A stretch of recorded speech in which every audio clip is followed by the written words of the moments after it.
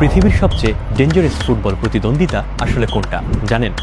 অনেকেই বলবে Brazil versus Argentina, কিন্তু ইন্টারেস্টিং ব্যাপার হলো এই রাইভালরি আসলে ফুটবল দিয়ে শুরুই হয়নি।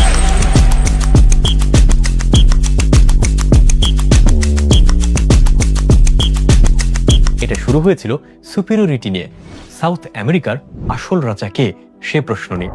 আর সেই কম্পিটিশন ধীরে ধীরে ফুটবল মাঠে এসে বিস্ফোরিত হয়। আর্জেন্টিনা নিজেদের ইউরোপিয়ান স্টাইলের কাছাকাছি ভাবত।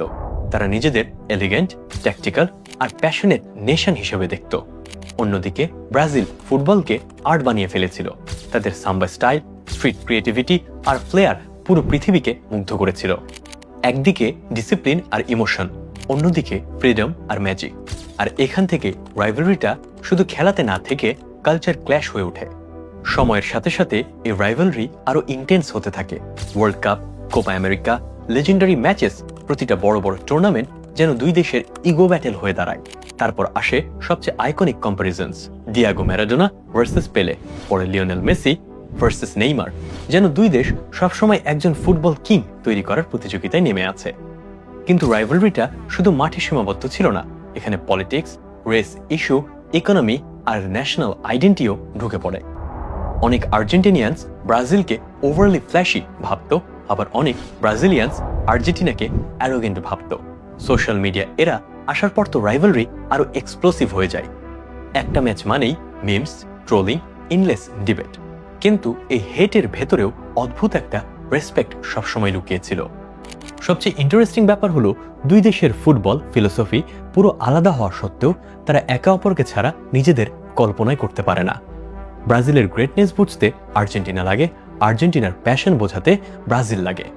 যেন দুই রাইভাল মিলে সাউথ আমেরিকান ফুটবলের পুরো আইডেন্টিটি তৈরি করেছে। ওয়ার্ল্ড কাপের সময় এই রাইভালরি অন্য লেভেলে চলে যায়। একটা দেশ হারলে অন্য দেশের মানুষ সেলিব্রেট করে, কিন্তু একই সাথে তারা সিক্রেটলি জানে রাইভাল স্ট্রং না হলে রাইভালরিও স্ট্রং থাকে না। আর সেই কারণেই যখন ব্রাজিল খারাপ সময়ের মধ্যে দিয়ে যায়, অনেক আর্জেন্টিনা ফ্যান মজা করলেও ভেতরে ভেতরে বোঝে ফুটবল কিছুটা বোরিং হয়ে গেছে। একই জিনিস ব্রাজিলের ক্ষেত্রেও সত্যি। এই রাইভালরির সবচেয়ে পাওয়ারফুল দিক হলো এটা পিওর হেট না, বরং এটা অবসেশন। দুই দেশ একে অপরকে হারাতে চায় কারণ দুজনই নিজেদের ফুটবলের আসল উত্তরাধিকারী ভাবে।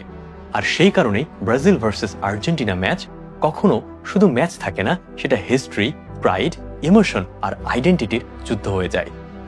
হয়তো সেই কারণেই পৃথিবীর কোনো রাইভালরি এত ইমোশনাল না, কারণ এখানে শুধু ট্রফি জেতার প্রশ্ন না, এখানে একটা পুরো জাতি প্রুফ করে যে আমরাই ফুটবল।